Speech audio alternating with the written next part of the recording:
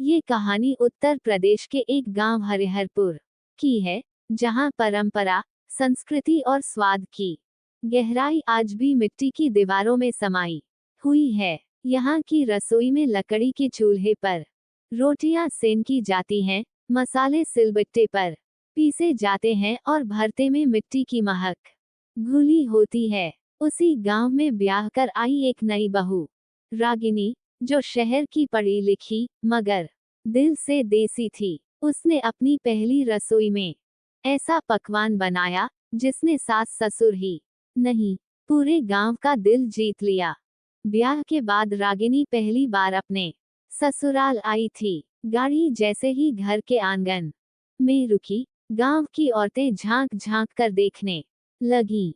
देखो तो, बहू शहर से आई है, सज धज के तो परियों जैसी लग रही है।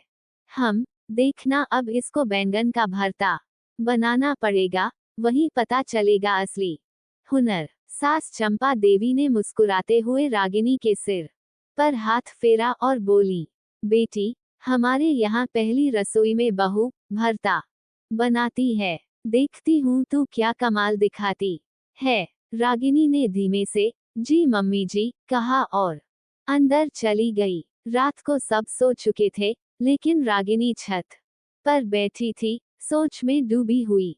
बैंगन का भरता तो मैं बना लूंगी, लेकिन सब कुछ वही क्यों ना कुछ नया करूं, जिसमें परंपरा भी हो और मेरा स्पर्श भी। तभी उसे याद आया, माँ घर में अक्सर पनीर से भरता बनाती थी। गैस न थी, लेकिन अंगीठी थी, और रागिनी के पास जुनून था। उसने मन ही मन तय किया, मैं बनाऊंगी पनीर का भरता, देसी तड़का, लेकिन अपने अंदाज में। सुबह 5 बजे रागिनी उठ गई। उसने बालों में जुड़ा बांधा, नई सूती साड़ी पहनी और रसोई में दाखिल हुई। रसोई में एक कोना था जहां मिट्टी का चूल्हा था, पास में सूखी लकड़ियां और गोबर के उपले। रागिनी ने खुद चूल्हा जलाया, सास चुपचाप खिड़की से देख रही थी। अब रागिनी ने पनीर को हल्के घी में भून लिया। तवे पर भुनता पनीर सुनहरी हो गया। साथ में उसने लहसुन को अंगीठी की आंच में भून लिया, प्याज टमाटर का मसाला बारीक काटा और तड़का तैयार किया। जैसे ही मसाले में भुना पनीर मिलाया गया, पूरे घर में खुशबू फैल गई। चंपा देवी किचन में आई और पूछा, अरे बेटा, तूने बैंगन नहीं लिया?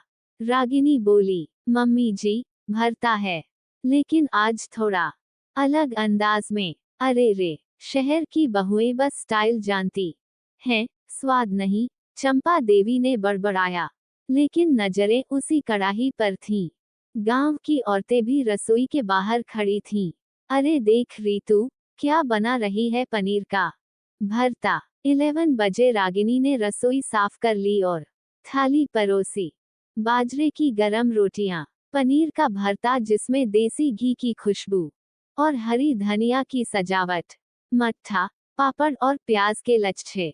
ससुर जी ने पहला कौर खाया और एकदम रुक गए। सबको लगा शायद कुछ गड़बड़ हो गई। फिर ससुर बोले, चंपा, तेरा बैंगन वाला भरता भूल गया मैं। ये तो जैसे किसी होटल में बना हो, लेकिन गांव की मिट्टी की खुशबू है इसमें। चंपा देवी ने भी चखा और चुपचाप पूरा कटोरा खत्म कर दिया। शाम को गांव की औरतें घर आईं। बहू, जरा हमको भी सिखा दे ये पनीर वाला भरता। हम तो सोचते थे तुझसे बस पिज्जा बर्गर ही बनेगा। रागिनी हंसी, भरता तो भरता ही होता है, बैंगन का हो या पनीर का, बस उसमें प्यार और देसी तड़का चाहिए। अगले दिन सास ने कहा, रागिनी, कल तू मेरे साथ सब्जी मंडी चलेगी। हम दोनों मिलकर कुछ नया बनाएंगे, तेरी स्टाइल में, मेरी छाया में। रागिनी ने उनके पांव छुए और कहा, मम्मी जी, आपका साथ मिल गया, अब हर रसोई में स्वाद ही स्वाद होगा।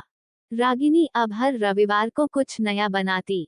कभी पालक पनीर भरता, कभी टमाटर वाला भरता, और कभी मखनी भरता।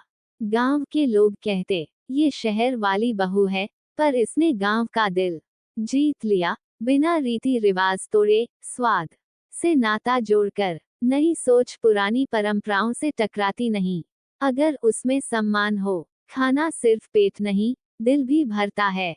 बहू अगर कुछ नया करे, तो उसे अपनाना चाहिए, तभी परिवार आगे बढ़ेगा। पनीर के भरते में भले बैंगन ना हो, पर स्वाद में गांव की आत्मा हो सकती है।